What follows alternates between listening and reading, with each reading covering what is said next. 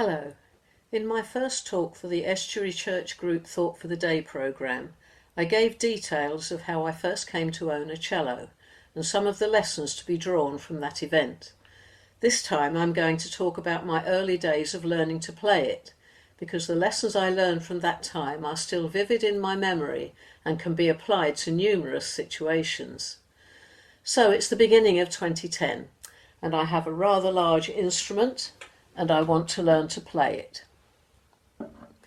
I can read music, I can play the piano, admittedly not particularly well, but my thinking was, playing piano involves playing several notes at once, whereas on the cello I will for the most part only be playing one at a time.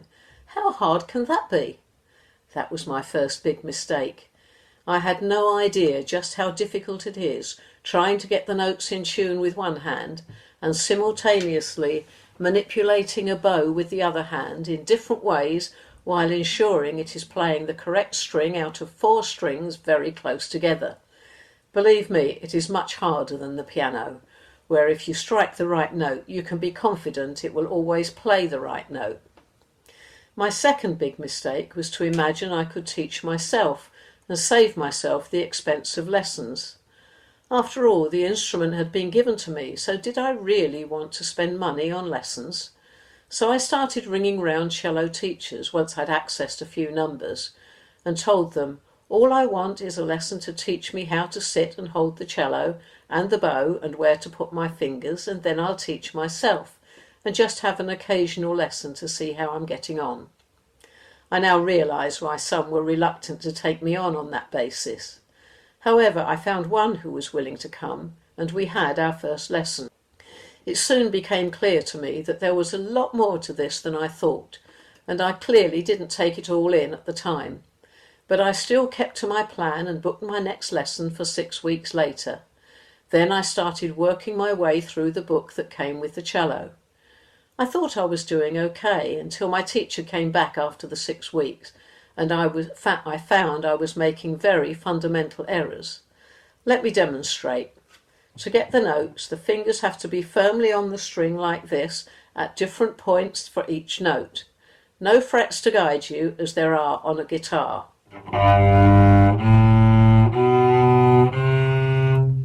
Now, when you play any instrument other than strings, for example the flute, the fingers that are not being used to press a key have to be lifted and kept out of the way.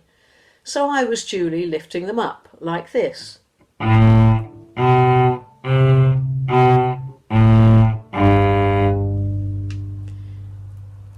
No, on a stringed instrument you have to keep them down.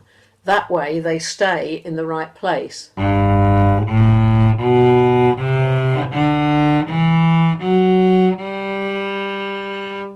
I had to relearn, but by then the muscle memory and brain pathways that come into play when you do anything often enough were already working, and even now, some 10 years later, the instinctive thing is for me to lift my fingers. Apparently brain pathways are very quickly developed, and that is a good thing if you are doing things correctly, but if you are not, the bad habit is very difficult to break. There did come a time much later when I had to learn the exceptions to the fingers down rule, which made it even more complicated. Mistake number 3 was to look on the internet for advice. There are some very good cello lessons online, but also some very dubious ones, and again my teacher had to correct some misconceptions that online teachers had instilled in me. By following a variety of teachers and methods, I had created confusion that she then had to clear up. It was a very steep learning curve, but by submitting to regular lessons and spending a lot of time practicing, I started to make progress. Those who have ever learned to play a stringed instrument will no doubt identify with all of this, but most of you will be thinking, what has this got to do with me? But the principles of learning something new are the same, whether it's driving a car, nursing, bricklaying, banking, sewing, cooking, gardening, decorating, or indeed Christianity. Becoming a Christian is a very simple act of faith and can take place in the time it takes to say a short prayer. But when it comes to living the Christian life and learning about this God we have committed our lives to, It's very easy to fall into the same traps I encountered in those early days of learning the cello. First, don't expect it to be easy. Some people come to faith with the expectation that it will mean the end of all their problems, and some Christians, in their enthusiasm to bring their friends to a place of faith, seem to give that impression. Let's be clear from the start. Becoming a Christian does not magically solve all your problems, but it does give you someone who will be with you through those problems. Yes, if you've had a background of biblical teaching, that helps, but applying it as a committed Christian is another matter entirely. I rather like the term a practicing Christian. I know that most people would take that to imply someone who does what people expect from the title, like going to church, praying, etc. I like to think of it that we are all practicing to be like Christ. We certainly don't get it right first time, but I can confirm that the more practicing you do at whatever you are trying to learn, the better the result will be. Secondly, don't try and do it on your own. I've often heard it said, yes, I'm a Christian, but I don't go to church. Unfortunately, some people have had bad experiences of church in the past. But the fact remains, if you want to meet other people who have the experience and knowledge to help through those early days, that is where you are most likely to find them. Of course, you can learn a lot just by reading the Bible, especially while the early enthusiasm to learn is there.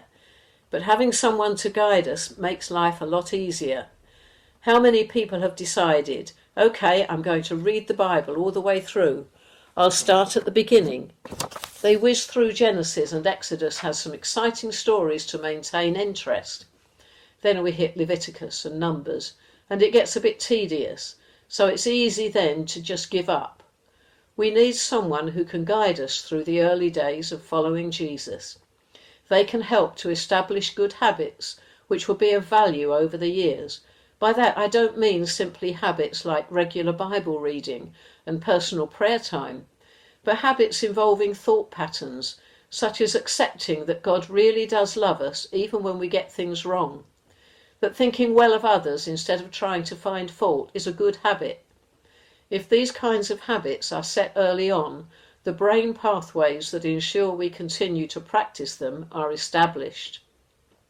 Thirdly, don't believe everything you see on the internet.